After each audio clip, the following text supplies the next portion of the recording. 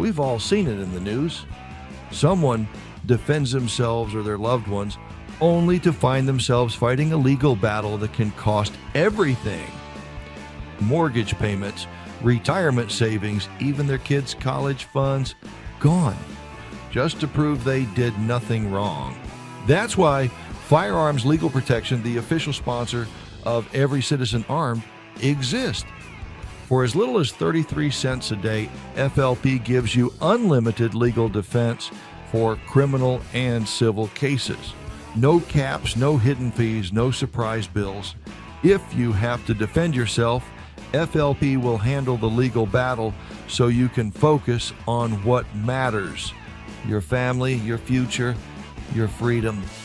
We insure our homes, cars, and health. Why wouldn't we protect ourselves legally when it matters most? Go to firearmslegal.com, choose your plan, and use promo code ECA at checkout for exclusive pricing. No setup fee and a locked-in lifetime rate. Protect yourself today, and Firearms Legal Protection will have your back when it matters most. Every Citizen Armed ensures that every American patriot is prepped with knowledge, perspective, and firepower. He counted on America to be passive. He counted wrong. Ask not what your country can do for you. Ask what you can do for your country. All right, guys, appreciate you coming. We're going to start with the next episode of Every Citizen Armed. Today, we're joined by the folks from Shooter Ready Sports. I'll let you guys introduce yourself a little bit, kind of tell us who you are. You know, James and Maria, but I don't know your last name, quite honestly. So I'm James Loyd. I am one of the owners of Shooter Ready, located in Visalia. And I'm Maria Diaz. I am his wife, and I'm also co-owner of Shooter Ready. So now, describe Shooter Ready. So we are a mom and pop gun store. How would you describe us? Just very mom and pop. We are both veterans. We wanted to lay down roots, and this is our way of doing that and helping our community. No, I think you're in the perfect opportunity up there too. Visalia is a great town. It's a beautiful town. It's growing very fast. Yeah, it is. It's but take advantage of that while you're there, right? So, Right. Well, one of the things we do first, we always start off with a gift. So, got you guys. Oh wow! Both a gift there. Thank you. Everybody gets a mug, so that's always important. Very nice. I learned to really like them. What color did you get? Oh, I did both. Beautiful okay. black. Yeah. Thank you so much. You bet. And like you said, if you like pink, I'll swap it out for pink. But if Oh, you no, like I'm black, that works. Big fan of black. Oh, Yes. very good. Thank you. Very good. Nice. On the way down here, she was just saying how she lost one of her water mugs. I is that did. right? Yeah, I used to carry, was it the hydro flask? And I etched my name on the bottom. That's what I carried while I was on deployment. And I left it somewhere, and I just never saw it again. Oh, very good. So here, I got another one. There Thank you got another one. Well, I think that kind of leads into this a little bit. Like you said, while you're on deployment, you were both in the military? Yes. Yes. Is that correct? Is that where you met? No. We met while I was stationed at NAS Lemoore here in California, and she was not in yet. I met her when she was a civilian. Oh, well, did you join because of him? Yes. So when I found out he was military, I, of course, asked him a million questions. It's something I've always wanted to do. I just never knew anyone that was in the service. Nobody in my family. I was the first. And so when we met, I bombarded him with questions. I was like, hey, how's the lifestyle? What do you do? What do you have time for yourself? Or are you always training? Everything. I just wanted to know, and he gave me a really good insight of what it was like, and I was like, okay, this is definitely something I want to pursue. I actually have a little brother. He was in the Air Force. Mm-hmm. He was in for 10 years, and then his wife joined. And he ended up getting hurt and got medically retired after 15, and she did her full 20, but she joined because of him, and they worked out pretty well. So. Went to her retirement. It was really cool. I'll have to tell you about that one. Nice. It was actually in D.C. in a 3-star. Flew back from Edwards back there to do her retirement. Oh, that's really cool. That was really cool. So in the military, what did you do in the military? You want me to go first? Go for it. You were in first. We'll start with you. Yes. So I was an aviation machinist mate. So what that boils down to, aircraft mechanic on the engine and fuel system side for the F-18 Echo. Oh, wow. So One of the fun jets. yeah, I was what they call organizational level maintenance. So not tearing down engines, but more, installing, taking engines out of aircraft, taking parts on and off, repairing fuel cells, all kinds of preventative maintenance. And how long were you in? I was in from October of 2012 to July of 17, so just shy of 5 years. Okay. All right. You must have enjoyed it. It was fun, yeah. It was time for me to get out though, but yeah, it was fun. If I could do it again, I'd do it again. Yeah. Absolutely. And what did you do? So I was on the other side of the coin. I was eye-level maintenance. So we were aviation support division. That was my first job. And I was logistics specialist. So I pretty much did supply for the squadron, or in this case, first I did the I level, and then I switched over to O level, and then finally joined a squadron when I was up in Whidbey Island. And it was In where? Whidbey Island. And where's that at? That one's in Seattle. Oh, wow. It's about 2 hours Okay. north of Seattle. It was absolutely beautiful, and I loved every minute of it. I think my old attorney was actually, when he was in the Guard, he was stationed there. He was a pilot out of there. Yep. It's a very beautiful area, and it actually comes out in a lot of movies too. Yeah, we were just up there on vacation not long ago. We skirted Seattle. I had no interest to go inside Seattle. It's not my cup of tea anymore. Maybe just for the food, but that's it. Right? Yeah. Just get in, eat, get out. Yes. Yeah, I was pulling a 35-foot trailer. I don't want to go through downtown. Oh yeah, no. No, not at all. Now, earlier you mentioned a deployment. So did you deploy while you were in? Yes, we both did. He was on the. You were on the what? Do yours first. Yours is more interesting. Oh, was it? Yeah, yes. So I actually deployed in 2020 on the Theodore Roosevelt, and we were the ship that got stranded out in Guam, and we had our captain of the boat of the ship, Captain Crozier.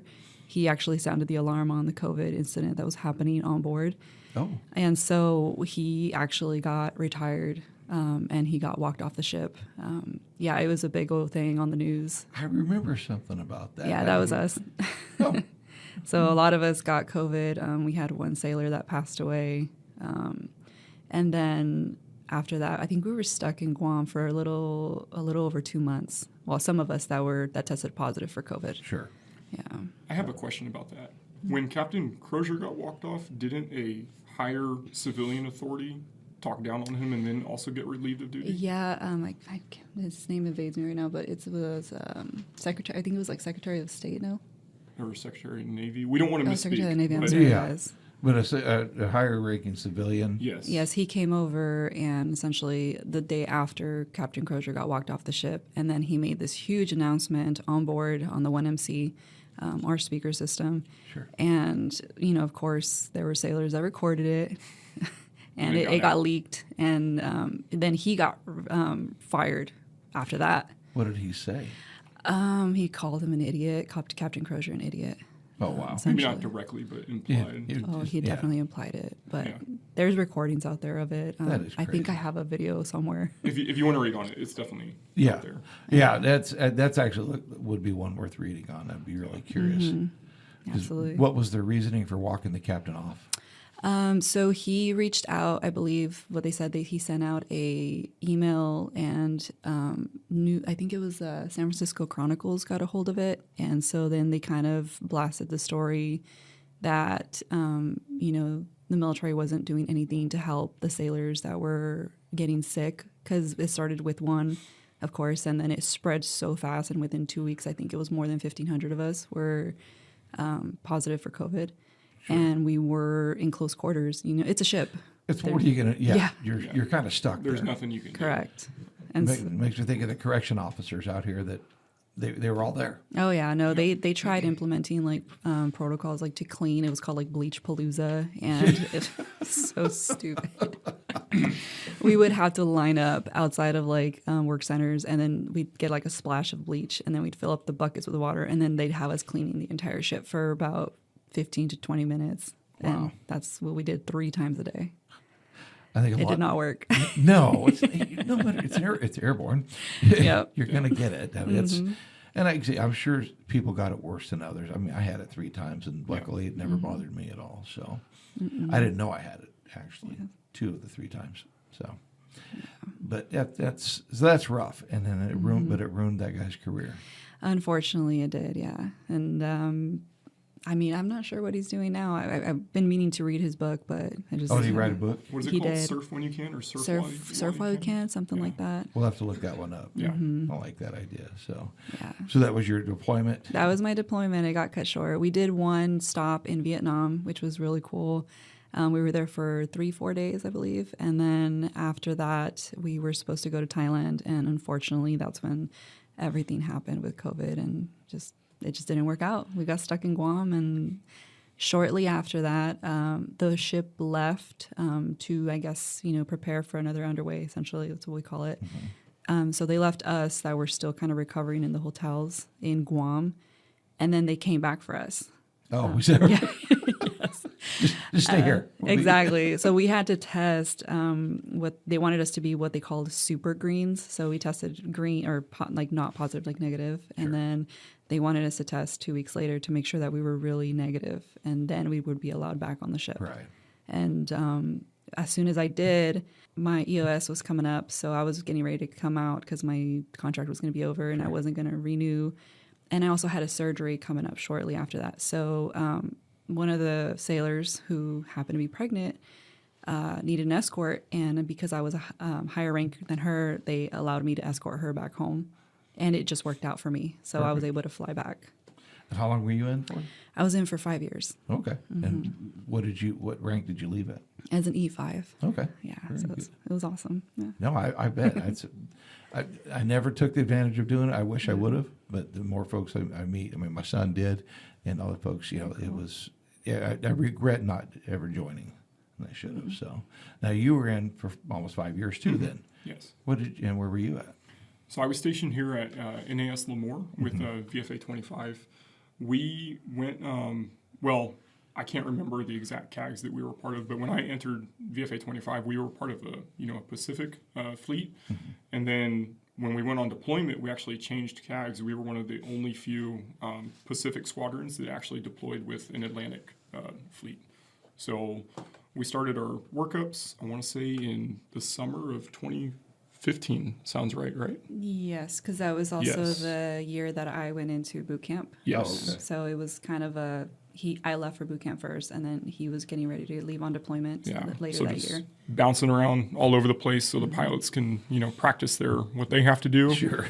And we can practice our stuff too, get qualified on the ship. And then I left for deployment on the Harry S. Truman in November of 15. And we went through the Mediterranean, and then through the Suez, and then of course to off of the coast of Dubai and all that area. Yeah. So It's got to be a little bit exciting when you see those things launch off. yeah, it's exciting. You don't want to find yourself standing in one place by yourself on the flight deck of an aircraft carrier. If you find yourself by yourself, you're probably standing somewhere you shouldn't be. Is that right? So. But it's even more interesting, seeing them come back empty, the weapons pylons after they flew with a full load. Sure. And they come back empty. And they come back empty. Yeah, it's a different feeling. I bet it is. Yeah. So what color was your shirt? I was a green shirt because I was a mechanic. Yeah. So. Well, you think of all the different colored shirts sitting on top of those carriers. So. Yeah. Well, and it's interesting you brought up Lemoore. People don't think about that. I mean, you have a naval base in the middle of the Central Valley. Naval aviation. Yep. Yeah, that's. But they run a lot of jets out of there. They do. Oh, yeah. All right. Seems like I see a lot of them over Fresno. Yeah. Yes. They seem to. There was a couple buzzing the other day when I was up there, when I was in Clovis. They seem to have a lot of fun. Yes. There's a nice little statue on the way into the Upside of Lemoore. Lemoore. There's a statue there where you can park and you can actually watch the jets land and take off from that one area. Oh, is that right? Yeah, Okay. so definitely, it's nice. We got to see some pretty cool ones. We lived in Lancaster for some time, and I would, a lot of the stuff out there, we would see some really cool ones.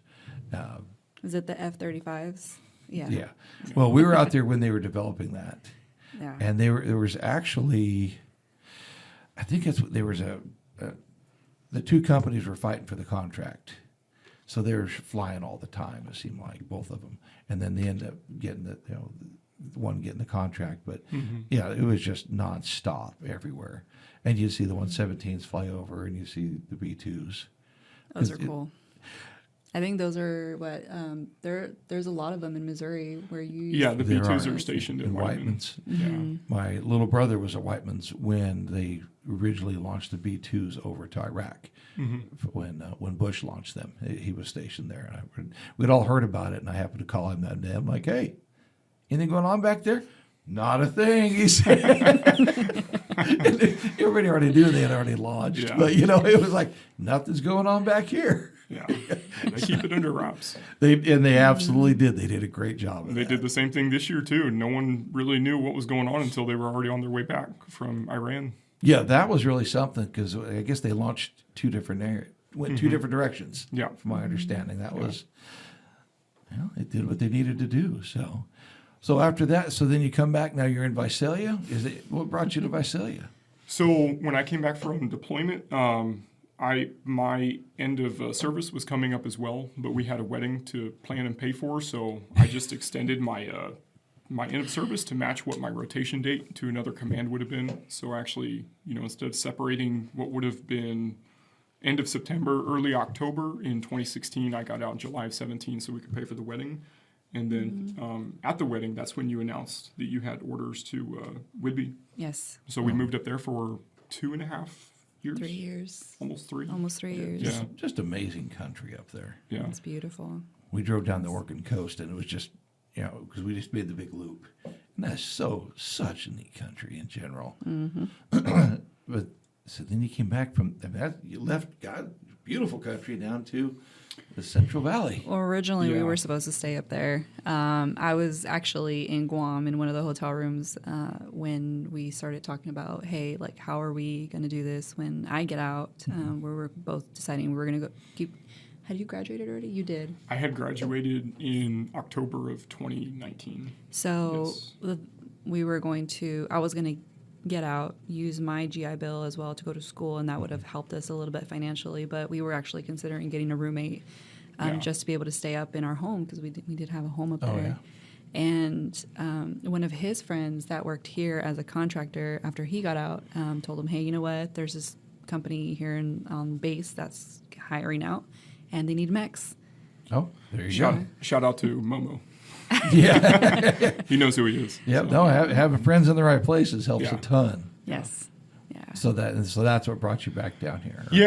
We could just kind of see, it was, once she separated, that's income that we're not going to have, and finding the job opportunity I found down here on base, finding something like that up there, it's a lot harder at the pay that we were at down here. Sure. But sure enough, when we moved down here, where I worked on base, they opened one up on the base in Whidbey. It's just kind of how it works out. Well, of course. Yeah, But is this where all your family's at, though? Or we mentioned earlier, where's your family? My family is located here. So I have Sanger, Toll House, Hanford, all over the place. around there. Yes. Makes life so much easier when Yes. they're around, doesn't it? Oh, yeah. Yeah. Now, where's your family at? I'm originally from Missouri, so my mom's side of the family is in Missouri, and then my dad's side lives in Florida. Oh, okay. So, Florida's beautiful, but holy smoke, that It's hot. humidity is It's humid. crazy. Yeah. We were back there during Hurricane Helene, and that was, I don't know how people do that. The hurricane was no big deal. The humidity was terrible. Yeah. I always say we pay our extra taxes out here just for the weather. Oh, yeah. Yeah.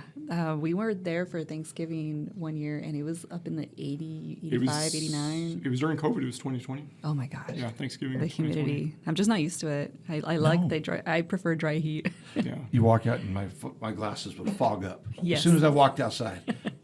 What in the world is this? Yeah. And then 3 months later, it snowed at his house. My brother's house back there. He got 6 inches of snow in Florida. But either way, That's pretty unheard of. it was. They thought that was pretty interesting. They had big bonfires out there just because. What the hell, right? Might as well go have fun with it. So, and now you decide to open up a gun store. Yes. In what everybody in other states think is almost impossible to open up a gun store in California. We've been called crazy so many times. Yeah.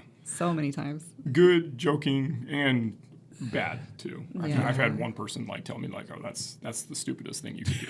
I mean, he was not, joking or so.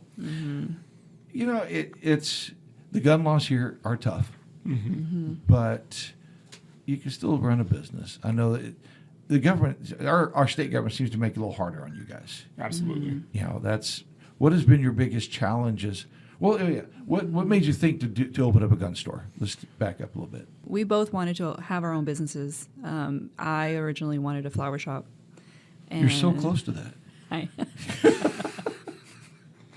Yeah. And James, of course, over here wanted his own range, actually. It wasn't a gun store. He wanted originally a range. Okay, yeah. He likes to go shooting. He's just, he hates being out in the heat. And that's what we have a lot of here. And if it's not hot, it's extremely cold. And so it's never an in-between of nice weather. And so he's like, I want a really nice indoor range here that's close to home. And we went out to Utah. I think it was Provo, Utah, where Beautiful country. yeah, Yes. very nice. Those mountains are they're incredible sight. It was Action Target. We went to one of their seminars to get an idea. Again, we didn't know what we were doing, so we're like, hey, let's go find out, get more information. Like And what does it take to build a range and like cost, and that's one of the larger indoor range manufacturers is Action Target. So and that's where we met a lot of the people in the industry, and they came out and talked to us and guided us. It was a lot of information over those 3 days. And we actually you met, I'm sorry, I didn't go the third day, but on the third day, they went to Ready Gunner, a local gun store there, which James had been following for years, and that's where he met, what was the gentleman's name? Neil. So the first 2 days of the seminar, PowerPoint presentations, just kind of giving us, numbers, figures, examples. And then the third day, they took us to a local indoor shooting range gun store, Ready Gunner. It's like one town over. I think it's, Orem, Utah? I believe so. I think it's Orem, Utah. And pretty cool store. I was like, I kind of want something like this when I can do it, when we can do it, when we put the funds together. Just kind of showed us like their products, but like actually using them, like what the various, range offerings that they have. I think we got hit with a big reality. It's like, it takes about $4 million to open up a range. Yeah, we don't have that capital. So if you're curious, we went in 2022. 2022. 2022's numbers in indoor shooting range for one lane, you're looking at easy $100,000. Wow, just the one lane, not even a bay. Yeah, and that's not even the building around the range. Right. We have two here in town. It was first it was Old Boys. The one out there, but now it's all Turners, and they have 2 indoor ranges. Okay. I don't know if you've ever been to them or not, but Turner's Outdoorsman, same company. Well, Turner's bought out Second Amendment Sports. Okay. Second Amendment bought Old Boy, so because they had one place there in Rosedale, in town, and then they bought the other location. Then Turner both into Second Amendment, and they sold out to Turner Outdoors. Okay. Which big corporation, right? So they have 2 indoor ranges here. Okay. We could definitely use more indoor ranges. For sure. You guys too, but it might be worth taking a look and see what they've done. Absolutely. Interesting. That one on Jemani, I was surprised. It's the one on the west side of town, and pretty sure he didn't. We'll talk about that one, but I know he was able to get it rolling. Yeah. And they have a pretty good sized bay. That's good. That's good. Yeah, it works out pretty well. So is that something down the road maybe you'll look at opening up a range? Potentially. After that seminar, she kind of floated the idea, like, hey, why don't we just start small and open a gun store to begin with? I wasn't, on board with that idea at first because I wanted to, go big or not do it at all. But then I kind of came on board of the idea. We kind of solidified to do it when we knew Oliver was on the way, didn't we? Yeah, so we found out I was pregnant October of 2022. And so I told him, you know what, it's now or never. I was like, because after this, you're going to be so sleep deprived. You're not going to want to touch on it. So I was like, take advantage. And so after he came home from work, I'm like, I would remind him, hey, like, you need to focus on that business plan. Like, get it done. January of 23, I had the LLC formed. Oh, wow. Yeah. Jumped right in there. Oh, yeah. Yeah, so we just we just started figuring it out as we went. Okay, what do we need? What does the city want from us? Et cetera, et cetera. And it was a bit long process. And then, Now, is Visalia, I mean, that's Central Valley, and folks, it's California still, but Yes. usually the Central Valley is a little more open. I have my opinions on that. Yeah, they weren't as open as we would like to think, evidently. it's California. It's It's- still California. The smaller, in my opinion, when it comes to what we went through to open the gun store, the smaller the government gets, the more they ask for. Is that right? Yes. Yeah, you would hope right there, because is it the county? Is it the sheriff? It's who's the pushing? city. The city? It's It the was city. definitely the city. Yeah. The sheriff, everyone else, every other agency was like, it was nice, Didn't have any smooth- trouble federal level with the FFL. Didn't have any trouble state level, COE, certificates of eligibility, Yeah. centralized Yeah. list. It's the city. It's the city. It's the city. Yeah. There's actually a gun store out in Taft that I don't know how it's a gun store, but it's amazing to walk in because it is a steakhouse, Thai food restaurant, bar and grill, and gun store and brewery. That's yeah. That All was in one. actually one of our plans, was Yeah. to A do restaurant? something like that. Yeah. Well, a bar actually, or some kind of like a snack area with drinks. So that seminar we went to back in 2022, one of the presenters they had via remote like Sure. Zoom, he was an owner. I can't remember the name of it, but he was the original founder, co-owner of a bar, shooting range, and restaurant combination in Oklahoma, and apparently it was one of the first ones of its kind in the country, and did really well. He got a lot of news attention, but a lot of critics coming after him, like, how does it work? How does it work? Well, they check you in, and once you drink, you can't shoot, but you can shoot and then drink. Yeah, he didn't have a shooting range, but you could definitely buy ammo about 12 feet from his distillery. It was, you never know what we're going to run into next. Yeah. He had to become an essential business. So it made sense. Now he was essential. Yeah. So It's I think it was more of the idea of let's create a family center where it's not just the dad coming out and shooting, or Yeah. let's leave the kids at home. No, it's like, let's bring the whole family out. Let's have a nice dinner, and dad can go and shoot, and the kids can take a class as well. And if mom wants to join in, that's perfect as well, because there's instructors, right there with them. And then let's, I guess, have that nice dinner afterwards. Sure. Yeah. And dad. now, are you an instructor also, either one of you? We both are. Yes. Oh, you both for CCWs Yeah. and so forth? Yes. We're both NRA, USCCA, and DOJ certified. Okay, perfect. So now with that, is it run through Shooter Ready, or is there another name for that side of it? No, we do everything through the store. Everything through the store? And how has that been with new laws being kicked in with AB 1 or whichever one it was now? It's been a while since I thought about it, but You're referring to the one that doubled the doubled class it up. requirement? Yeah. It's difficult because, people have lives, they have jobs, families. It's hard for someone to say, okay, I can make it 2 days in a row, 16 hours for a class. It's very hard. That's your entire weekend, and then you're really working 5 days a week, and then you have to come in, for another 16 hours throughout the weekend. that's People don't want Tulare to do County, right? Yes. Yeah. At Mike Boudreau? Yes. Sheriff? They do not allow online, from my understanding No, yet. it does make it a little harder, I will say that. Fresno County allows it. I think Kings County also allows Fresno, it. Kings. Kern County allows it And- too. Yeah. That does bring up a point, the question that I've had, if I may.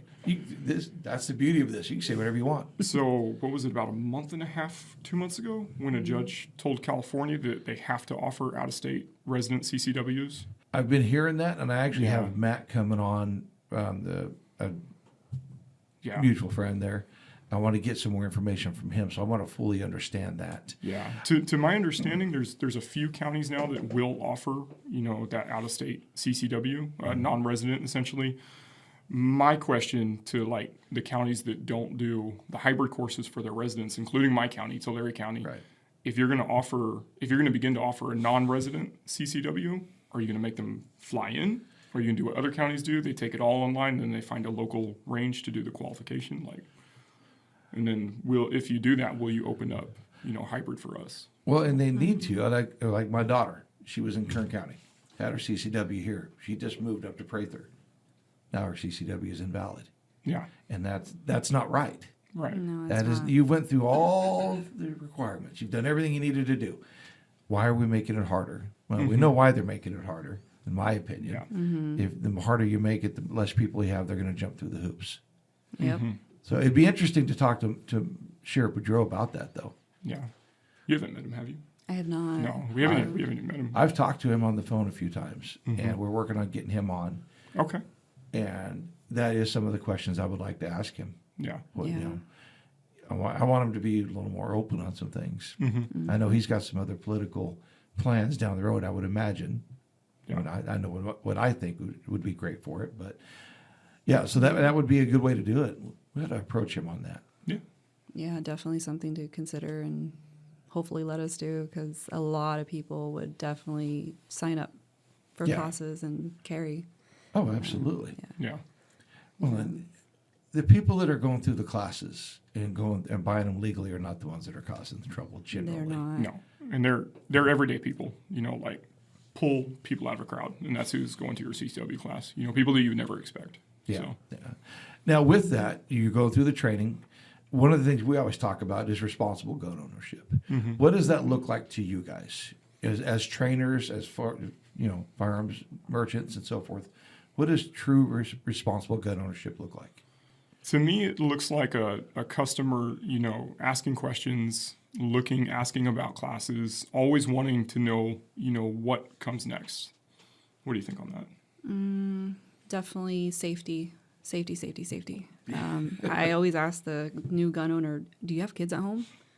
If they do, I always suggest that they get that safe before they bring that firearm home. Kids are curious. Yes. They're so curious. My dad, when I was young, my dad told us that he had a firearm, which we never found. But Oh, is that right? They look for it. we Did you look did. for it? Oh, yeah. My dad worked, so we knew that he was home by 3:00. And my mom, when she was in the kitchen, we snooped and we looked for that thing and we did not find it. I think we went on for about 3 days, me and my brother. Yeah. And I tell people in CCW classes as an instructor, when it comes to showing kids how to do it the right way and then telling them if you think you've shown them enough or you think you told them enough, I know how I was as a kid, you have not. You need to keep saying it, never let up. So Yeah, no, it's my kids weren't really around guns a lot. I didn't have them a lot when they were growing up. They would see them. We took my son shooting, but I know my grandkids they see guns, but I want them to be comfortable. And my son does a great job of that, making sure. So, it's got to be some type of safety, and you got to have a safe. And do you guys sell safes at your store? we sell small handgun safes, and we sell the FSD required locks for the few handguns on the roster that don't come with them. But we always point people to where they can get something larger if they're looking for it. And something affordable. Yeah. Yeah. If they can get it more affordable elsewhere, we will send them that way. It's just the way it is. I want to make sure that their families are safe and their Yeah, kids are safe. we're not afraid to lose out if it means they get what they What are they actually need. looking There's for. room for everybody. Exactly. And I tell that in my regular business. There's room for everybody in that. So, when do you, as an instructor, when do you think somebody should start their child shooting? It depends completely on the age of the kid, the and parent, on the parents' level of comfort too. maturity on both sides. It depends. Yeah. There is Just because you're 30, you're not mature? there's no one size fits all for that. Nope.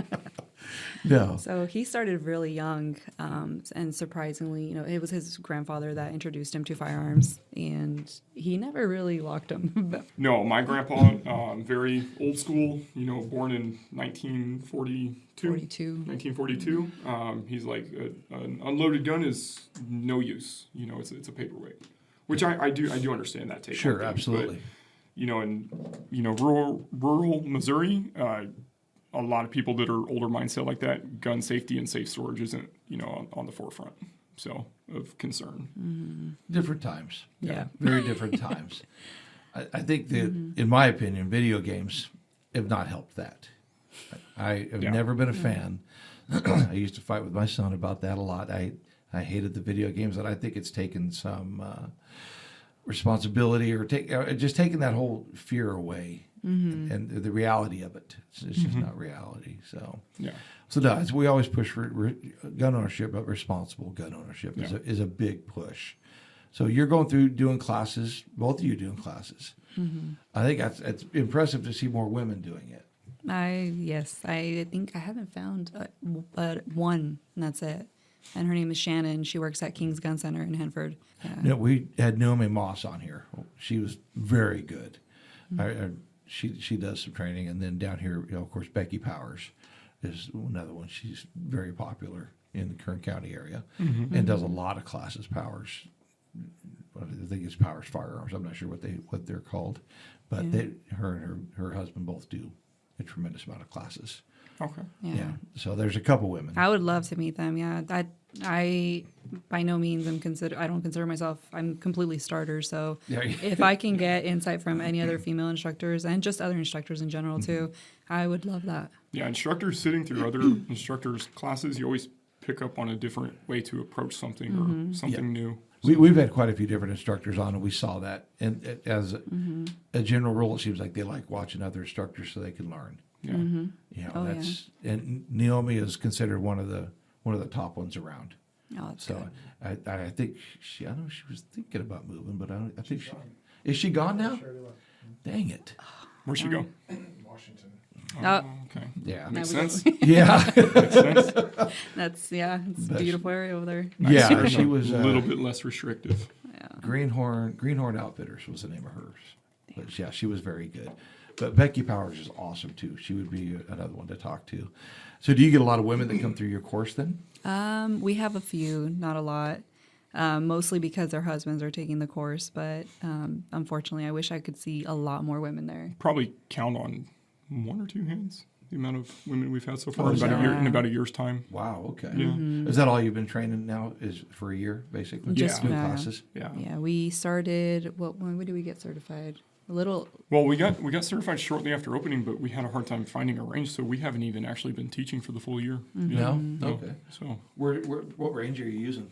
we use a range outside of town. Yeah, it's a private range outside of town. They were very generous in letting us come on and utilize their space. Because we tried other ranges, other local associations, and unfortunately, it just didn't work out in our favor.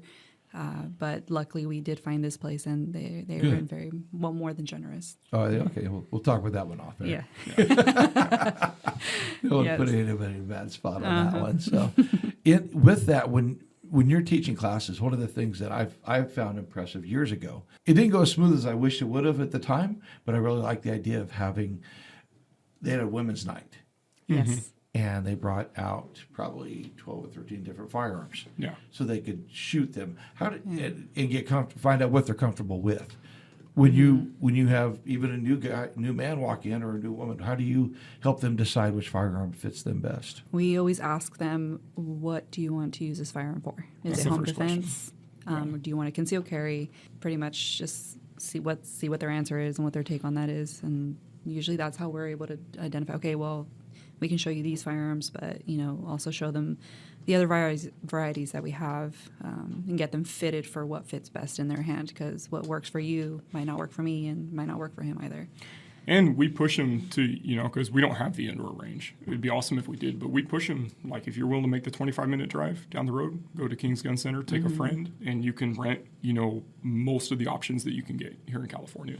Oh, okay. I guess I didn't realize that was even there. Where's that at? It's in Hanford. you're familiar with Visalia? Yeah, so it's about 20 minutes west of Visalia, down the 198. Yeah, well, we had ice cream in Hanford just the other day. Superior Nice. Dairy. Of course. Yes. You have to. Best ice cream. It is. I hear that they're getting ready to reopen the interior. God, I hope so. That was the best place to go. When did it shut down? During COVID? During COVID. Oh, yeah.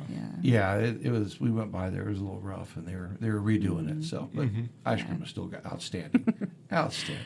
So actually, speaking on King's Gun Center, so Todd Cotta, he's the owner of King's Gun Center, him and his dad. And when James told me that he wanted to open up a gun store, I had no idea. I didn't, so I went to the first gun store I knew, and I approached him and I asked him, like, hey, you know what? This is the situation. My husband wants to open up a gun store. I don't know the paperwork side of it. He set me up with all the logins. And he said, okay, you can work behind the counter so you can pick up on it. And he put me on the range counter, and I worked for free. And that was where I bought my first gun in 2016, too. If you told me back in 2016, I remember the day I picked it up, too. We had just got off a detachment from Hawaii, off the plane.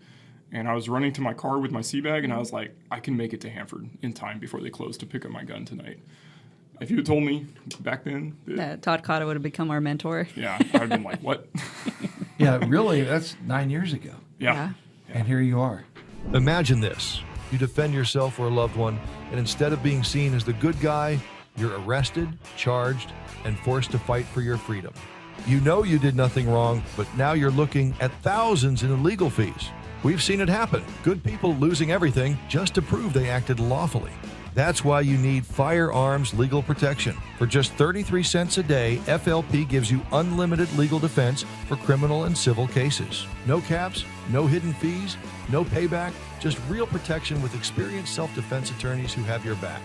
Plus, you'll get 24/7 attorney access, red flag protection, and more. Go to firearmslegal.com, pick your plan, and use promo code ECA for exclusive pricing, no setup fee, and a lifetime rate lock. Because when the worst day of your life happens, you shouldn't face it alone. Now, you guys are a little bit different. I think it's great. Husband and wife working together. Yeah. I think that's awesome. I worked with my wife for many years. I have a lot of friends that go, I could never work with my wife. I loved it. We enjoyed it. So how is that working with your spouse? We have our challenges. We do. Especially when we bring the work home. That's probably when it gets a little challenging. We try to leave everything at the store. Yeah. She has her days where, I want to discuss work things at home, and she's like, no. And then I have my days where she wants to, and I'm just like, no, not today. That was one of the biggest lessons we learned. Mm-hmm. We owned a grocery store. And when we left, you had to leave it there. You didn't always do it. Nope. Yeah. But that was the plan. Yeah. And luckily the kids kept us busy, but it's still pretty special to be able to do it, I would think. I love working with James. I feel like he's very reasonable, and that's the thing that I like about him. He's very much reason, and I'm more of the emotional one. It's a good balance there. It is. Yes. Yeah, because that was us. I don't know if you've ever done any of those DISC assessments or personality assessments. Yes. Quite a few times. Have you heard of the DISC one? It's been so long. But what's interesting is I was more of an I and a D. Okay. So I being a very outgoing, talking a lot, and kind of a dominant personality. And my wife is a C, so compliance and different things. So that's why we balanced very well together. And what I noticed when we went to our trainings, and we did that particularly when there was probably 50, 60 of us, maybe more, all the D's and the I's were married to C's. You could almost, as soon as they separated us all, it was really obvious. And that's why we balanced out very well. I think ours also matches up like perfectly. I think I did the Myers-Briggs. Yes. Yes. So I'm the INFJ, and then James is the ENTP, which is like out. the perfect couple. Yeah. I can't remember what any of those letters mean. I can remember them, but I don't remember what they mean. It's been a while since I've done the Myers. I actually have a good friend who's an instructor for Myers. And when I did mine, we were sitting at a table like this, and the instructor came over, and we had them all out. We did them here in town, then we flew up to a meeting in Park City. We had all the results in front of us on the desk. He looks over my thing, and he goes, "Holy shit." I go, "Is that a good thing or a bad thing? I don't know." He goes, "Well, you definitely know who you are." Yeah. I was extremes on all sides. Gotcha. I was definitely, it was extrovert, I think but I don't remember what it was. What was interesting is my boss thought that I would have been an introvert. I'm like, really? I can see that. He's actually considered an extrovert You should have just paper. You should have just told your boss, I don't like you. That's why I'm an introvert. I just told him, I said, it's my job to listen to you, then I act on it from there. And I didn't like him. There you go. See? That's the truth. I always thought the last good thing he ever did was hire me. And then luckily he went away. But yeah, those were interesting to do. It does balance you guys out then, so that makes a lot of sense.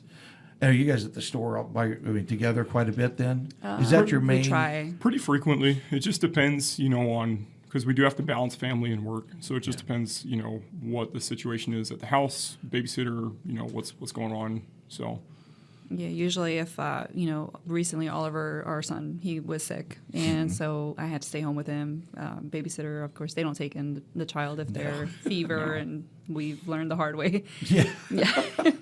And you still have to pay for the sitting service, which is wild. Yeah. It's to reserve the spot, not a day-by-day payment. Yeah, So now is this your full-time jobs now? You're not doing a secondary job? We've tried. It's just so hard. It's a hard job market. Like I need to get a job, but it's been hard.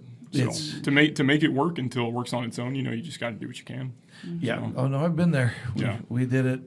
I bought a feed store, and I don't know what I was thinking. I think that's where we're at right now. Yeah. Like, what was I thinking? Yeah. But I'm glad I did it because I got to spend time there. My wife didn't work for me. Luckily, she was working at the hospital. But my girls grew up in my feed store, and I think it made them better adults. Yeah. Just like Oliver, when he'll end up spending time in the store. I hope so. Oh yeah. Oh, they will. He loves to rearrange the coffee. That's for sure. Oh, does he? Yeah. Was he 3? He's 2. He's 2. He just turned 2 this summer. God, 2 is so much fun. Yeah. It's my grandson is 2, and he's hell on wheels. But God, they're so much fun. Yeah. When they start talking, man, they just have a lot to say. It's amazing, isn't it? It's like, Yeah. What have they been saying for the past year that I didn't understand? Yeah. Yeah. That's the fun stuff. What do they say? They're fluent in Mignonese. Yeah. And now, yeah, my grandson's the same way. So, what type of guns do you recommend? I mean, what do you like? I personally, I'm not a big collector. I'm more one of the believers of you need at least one of everything, and then anything after that is fun. Right. So one good, full-size handgun, one carry gun, a shotgun, an AR, and maybe a hunting rifle. And then anything else after that, might be practical, but it's to collectors to have fun with. Then it's just fun. Yeah. Mm-hmm. So, Yeah. What about you? So what do you like to carry? I carry a shield. Do you? Just my very first shield. I have 2 firearms, and that's it. Yeah. James has the collection here, so why do I need Yeah, you don't need them. I don't. I lost count. Well, yeah, you tend to. I had somebody ask me that one day, and I had somebody traveling with me, and he's like, and I told him, I said, don't open that console. Yeah. And he had to open it for looking for a pen. He was like, oh. And he's like, well, how many guns do you have? I'm like, well, that's not something you really ask. It's like asking somebody how many head of cattle do you have? Exactly. Yeah. I don't. But I really didn't know. Yeah. And I carried a shield for a long time. And now I carry a Glock, but What just model do you carry? 19. 19? Oh, that's a good one. I like it. I like it. And then my wife carries a shield. Okay. It fits her hand.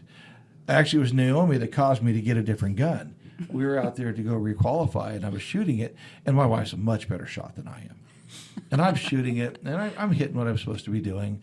And she made a couple adjustments for me, and then she looked at me and she goes, you know what? That's just too small for your hand. You need a different gun. I said, say that a little louder so my wife can hear you say that, okay? Yeah, so she did. So then, of course, we went down Dirty Bird and found a Glock, and it fit really well. It backfired because then a couple weeks later, my wife was out there with her, and she goes, you need a new gun, too. You always need another gun. Well, she started doing competition shooting. Yeah. So Oh, very cool. That's what we want to get into. Yeah. I've dabbled in it up in Washington, and I want to get back into it. We She wants to get into it. Yeah, we have our gunsmith. He does competition shooting, and he's really good. His name's Cody Gaines, and he's been kind of showing off a little bit here and there what he does, and it's incredible. I mean, it's really cool to watch. And I told James, I'm like, man, what does it take to get there? it's amazingly simple. Mm-hmm. Expensive. Yeah. But you Shoot already fast have the and shoot guns. straight. Yeah. You already have the guns. So yeah, that's the most expensive part. Then the belt and the this and the that. It's never ending. It wasn't. I was like, wait a minute, stop. Because Naomi told her, you should come shoot on my team. And all of a sudden, all this stuff started showing up at the house. Like, oh, okay. Yeah. But now she shoots a SIG, a 320, a P320, the Legion. Okay. That's what she uses for competition. Did they still let her use it? Mm-hmm. Okay. Yeah. It does have, there's a little restriction, but it's like, come on. Yeah. I want to get a California echelon as soon as we can get them, and then I want to That's what I want my competition gun to be. Because she has one. She has an Echelon. Oh, do you? And I had shot it before with, just without thinking about it. Yeah. And then when we made the decision, like, hey, we want to get serious in a competition, I was like, well, I respect Glocks, but I've never been a Glock guy. Yeah. I feel like they're just lacking a little bit. And then I was like, what's the next best option? CZs, can't get them anymore. Plus, I'm looking for a striker fired. I was like, you know what? I'm going to shoot my wife's Echelon. This time with the, do I actually like it? Yeah. Can't wait to get one. So, yeah. Well, with her, we took her to shoot a few different ones, and she has arthritis in her hands. So she was very worried about something that she could shoot. And that one actually ended up fitting pretty well. But yes, because of the California requirements, it does cause a little more of a headache. Yeah. You got to do this, and you got to show clear and all that stuff. So I probably wouldn't do it again. I would, get her something different. And now there was something just recently about the Glocks in California. So we don't know for sure. We just haven't read up on it. I know last week the bill was on our governor's desk. I don't know if he signed it.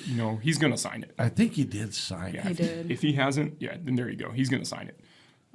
When it goes into effect, is that still up in the air? I think January of 2026. January, not July. That's, Well, it's going to get held up in court. They always, we know. But the fact is, we've seen it on the distributors. We're not able to they don't have any order. more Glocks for California because they don't want to get stuck with things that they can't move. So Let's just make it as hard as possible for Yeah. people to own a firearm, and maybe they'll stop trying. yeah, And I've never understood. I'm never going to understand that process because you don't have to own a gun.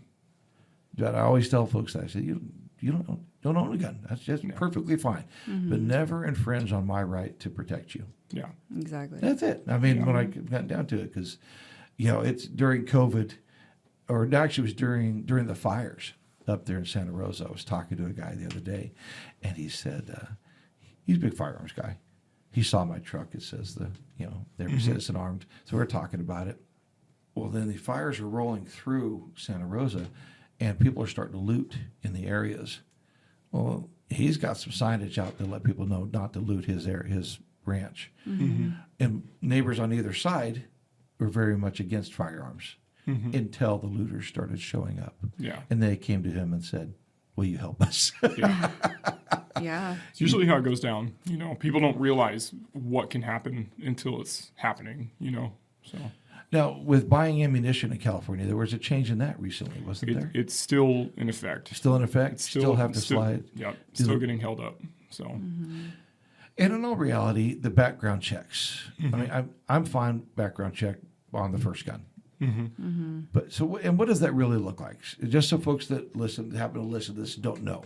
So California has a 10-day waiting period. DOJ can delay it up to 30 days without a reason. If you get something like an undetermined, you can get approved, undetermined, rejected, denied. If you get an undetermined, it's up to the gun store, whether or not they release it to you. Most mom and pop shops, it's left up to them to Yeah. decide whether they want to release it or not. And then you have but I know Sportsman's, they and- just don't touch it. They don't want the liability. So a big store like Sportsman's, they're like undetermined. We treat it as a deny. That's a denied. Yeah. Too much liability. Yeah. I can see that coming back on the store somehow. Yeah. Oh, yeah. But to your question, or to your point, like California's 10-day waiting period, the quote unquote cool off period, I'm not a fan of, most, if not every gun law, Well, absolutely. right. But I can understand the argument for a first time gun owner Right. with a cool off period, quote unquote. Doesn't mean I still agree with it. However, if I'm on your registry, which California will tell you, we don't have a registry. No, they do. Yeah. If I'm on your registry as a gun owner, why would a cool off? What does a cool off period do for anyone? It doesn't do anything. I already have access to firearms. Yeah, you've got 8 or 9, 10 guns at home. Yeah. You have a concealed carry permit. I want this because I want to take it out and play with it. Exactly. So That has never made any sense to me. If I own them, I should just be able to go buy another one. Yeah. If I want. But realistically, how long does it take to get you the turnaround time on a background check? It's not 10 days. the states that don't run their own background checks through their state DOJ, It's instant. they go through the FBI, NICS, National Instant Criminal Check System. It is literally pretty instant.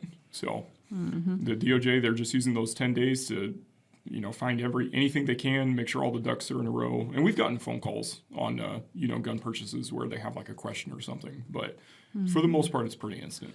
Is it okay? And then a lot of the discussion nowadays has been with mental illness. I mean, we've seen some stuff lately that definitely fits into that. And does that get picked up on that background check?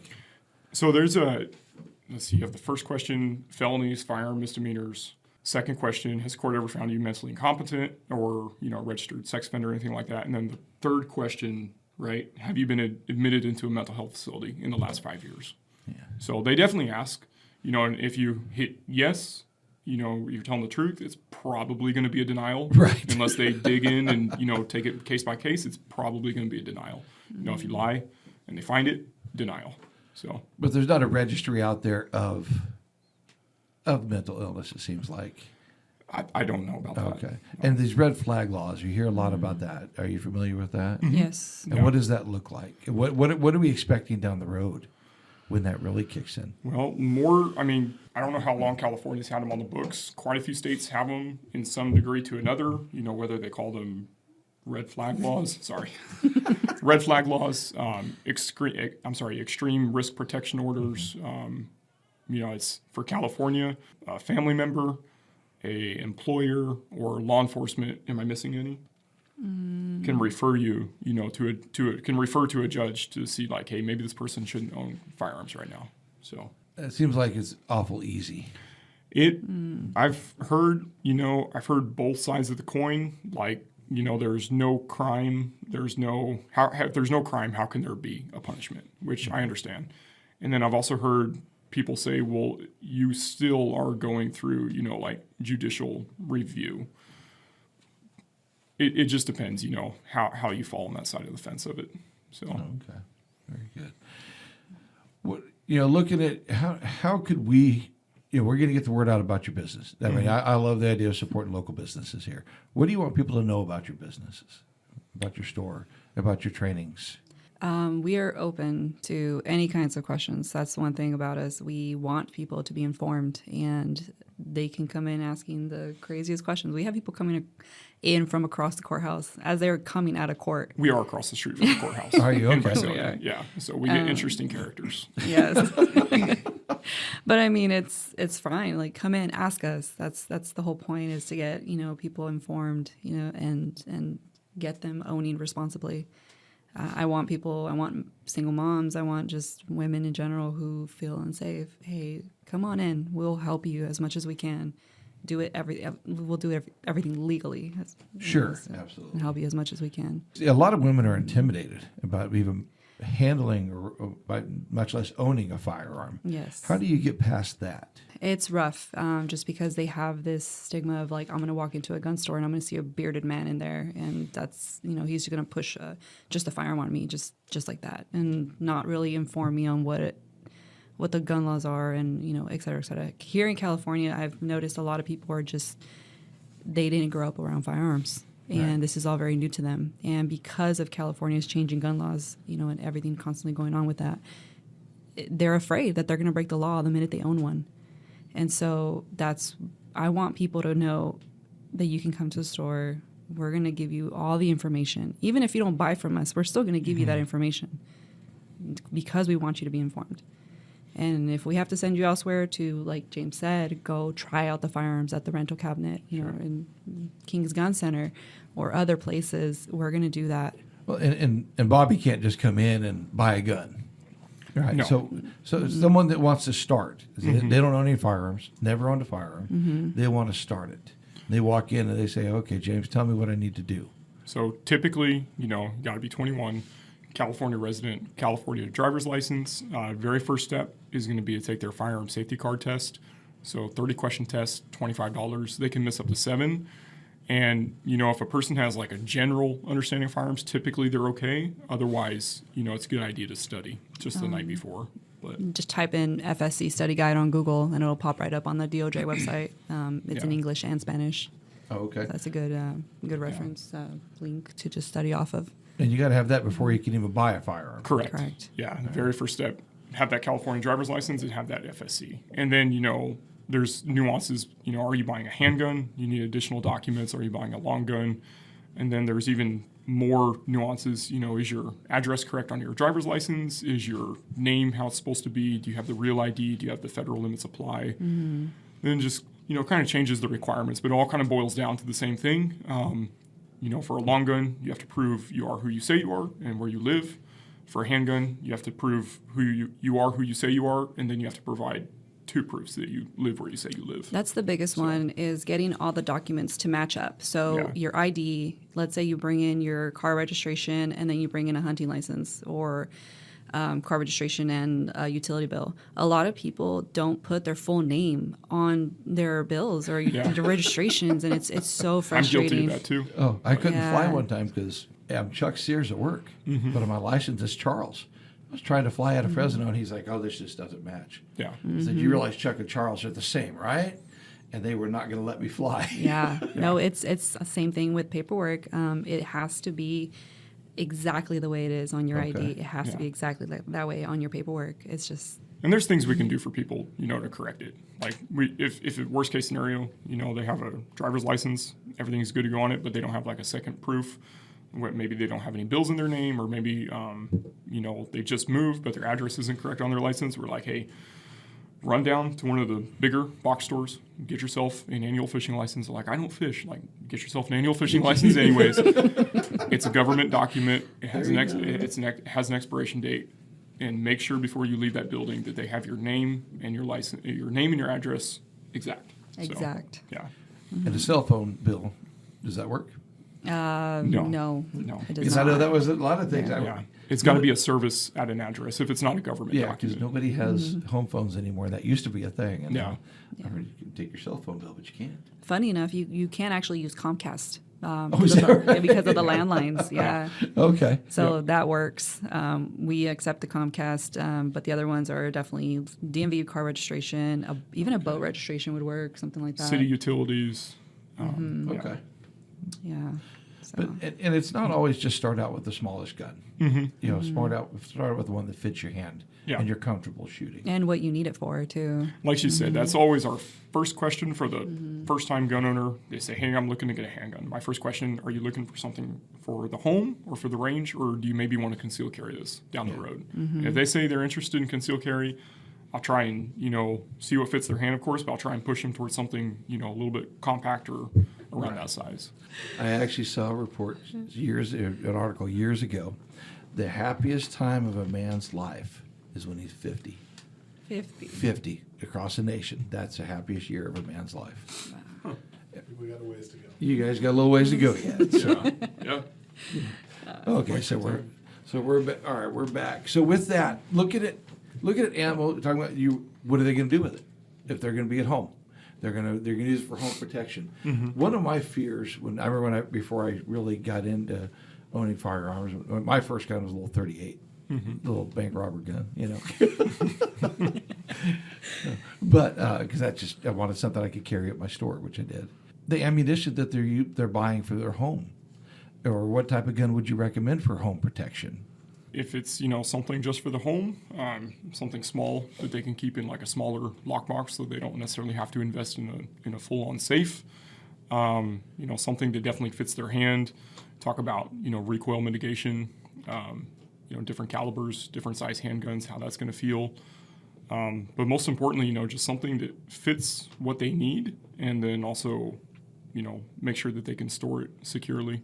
I hear a lot of people say they would prefer a shotgun for home protection. Yes. I have mixed emotions on that one, because if you pull a shotgun out of the back room and you're coming, someone's coming down your hallway, your kid might stick their head out the door at the same time. Yeah. So, just for my own personal preferences, I like a handgun for that. And, shotguns, there's a little bit of a learning curve with those. If you jam up a pump action shotgun, it's not the end of the world. But a lot of people think that you can't mess up a pump action shotgun. It's called short shucking. You very well can under pump it, and then you go to pull the trigger and nothing happens. Right. Little bit of a learning curve. We teach in our CCW class.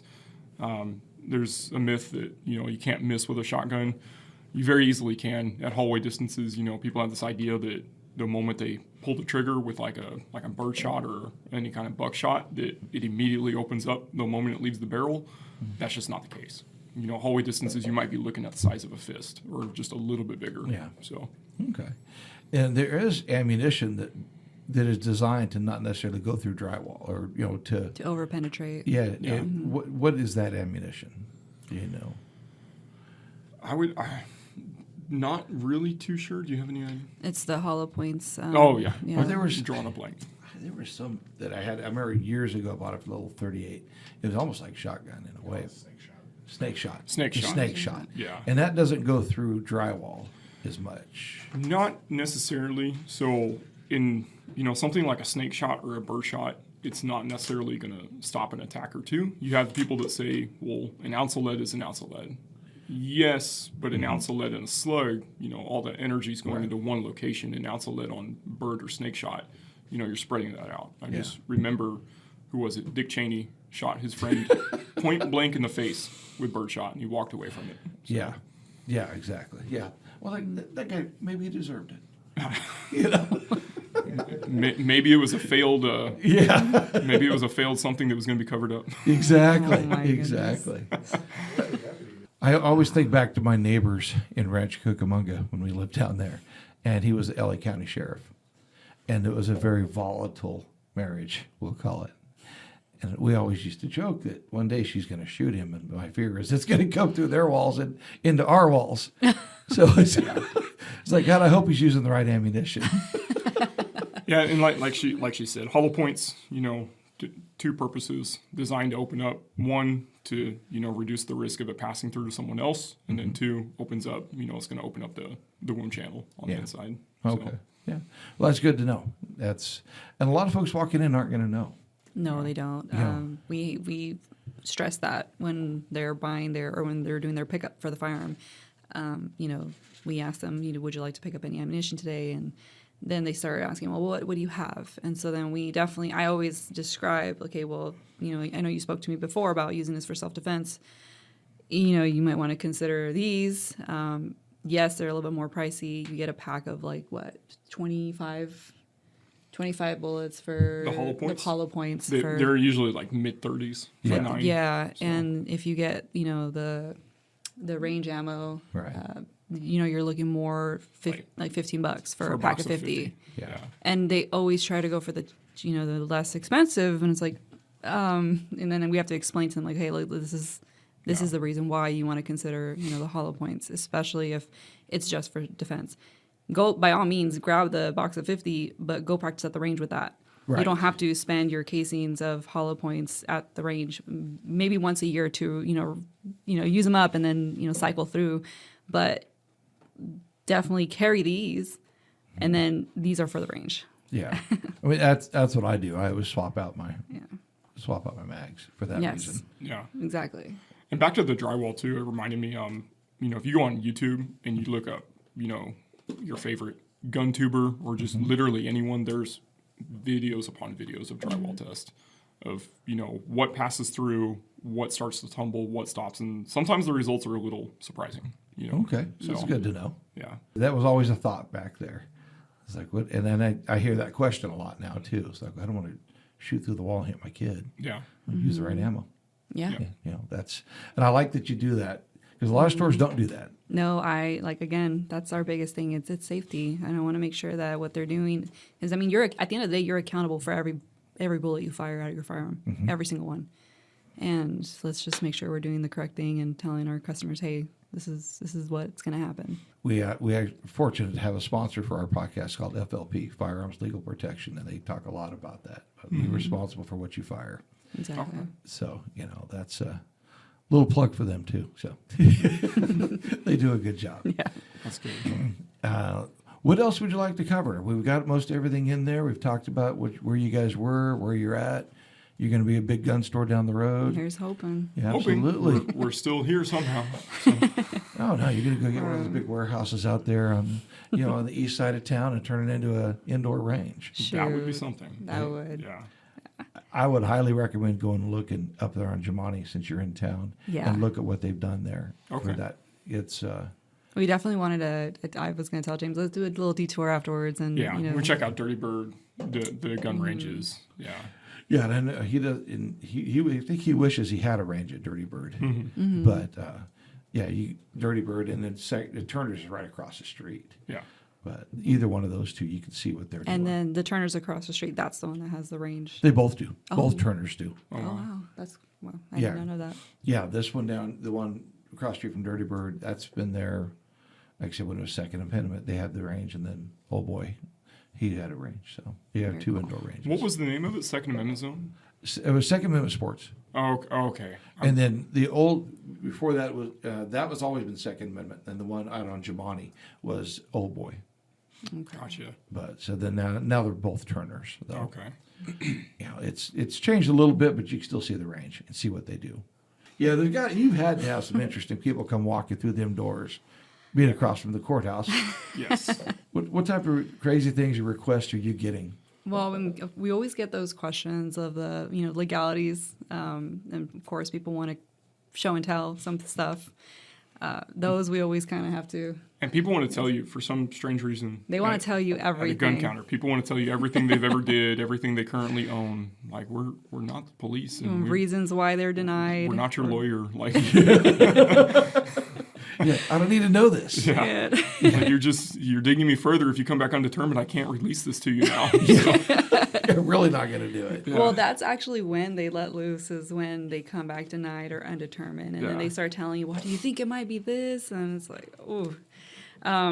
Could be the six things you just mentioned. I mean, honestly, the one thing I've noticed a lot is if like father and son are the exact same name and they have like maybe like a suffix, and let's say dad or even grandpa, did something back in the day that, they shouldn't have, and they all have the same address.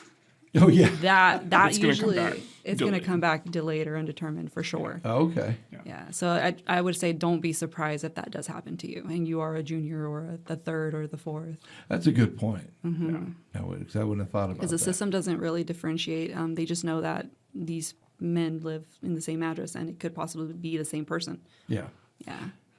For some reason, we all thought it was great to name our sons after ourselves. Yeah. It's I don't know. I don't think it's happening as much as it used to, but We gave ours. My first name, we gave him as the middle name. So No, did you? He can still be his own person. So I made it hard on my son. I gave him two middle names. Well, he was born on my dad's birthday, who had passed away, and then I remember my buddy in high school. He died, and when we were in high school, but we had talked about, we'll name our boys after each other, So then he got two middle names. But I still had to put mine in there because we're egotistical, I guess. I don't know. Yeah. Tiffany. And then he went and married. My son decided my wife's name's Tiffany, and he married a Tiffany. Oh, So that definitely throws some kinks into when we go places. that's funny. Yeah, absolutely. Well, very good. Well, Shooter Ready Sports. And what's your address up there? Where you at? 300 South Mooney Boulevard in Visalia. Yes. And if they want to reach you online, ShooterReadySports.com. You want to give them the Instagram? Yes, the Instagram handle is very specific. We are shadow banned. Oh. So yeah, we've gotten in trouble a couple times. So they just kind of put us on hold for a couple more months now. We're coming down on that. But it's at shooter.ready.sports. Yeah, and if you don't type it in exactly, We won't pop up, yeah. We got the Zuck currently. So are you on Facebook? We are, yes. It's kind of I think I messed that one up. That was my fault. It's Loyd Diaz, but I did a business page that says Shooter Ready Sports. But for some reason, I'm always getting friend requests to the Loyd Diaz instead of just the Shooter Ready. Oh, yeah. okay. yeah. So, but we're on there. It's just we're not as active as we are on Instagram. Instagram is our main bread and butter right now. Okay. No, Yeah. very good. Yeah. And phone number where they can reach you if they want to call the store. We recently. She's not too So- happy. There's a reason I asked that, I'll tell you. So I remember old Okay. phone number by heart, but we recently had to change it. Thank. No, you don't, probably. So yes, our store phone number is 559-740-7294. Thank you. And yes, it was recently changed. We did not have a phone for about 3 weeks, almost 4. Yeah, I know. I was trying to call you. I text you numerous times, and I thought, man, this guy's just not getting back to me. I'll tell you this much: if a service provider that, let's just say, starts with a vowel, comes in to your place of business, and don't just keep who you have. Just avoid them. Just avoid it. Yeah. No, absolutely. Absolutely. Yeah. Well, that was when finally I just called Matt and I said, hey, I need their number. Yeah. Because he's not responding. I must have something wrong. I'm so sorry for that. No, that's good. That's I was gonna say that's our fault, but she'd be like, no, that's my fault. I will throw him under the bus so fast right now. That was his doing. Accept the blame and share the fame. There right? you go. My son might have heard that a few times over the years. Yeah, that's always been our thing. Well, very good. I sure appreciate you guys making the trip up here. And I really want to see you guys grow up there. I think that's a big deal. Thank you for having us. Yeah, the more we can get, folks out there and educated, and I love that you're doing the trainings along with the gun store. That's a big factor. So let's. You want to get your CCWs in Tulare County? Give you guys a call. Yes. You got the number. It's online. We'll put it in the show notes, or go online and find you guys there. Absolutely. And then go buy the firearms and your ammo. And we can certify Fresno County as well. Oh, you can? Yes. Okay. Yes, Tulare and Fresno County. And Fresno does online. Okay. Yeah. Very good. Thank Well, you. very good. Thank you, guys. I appreciate it.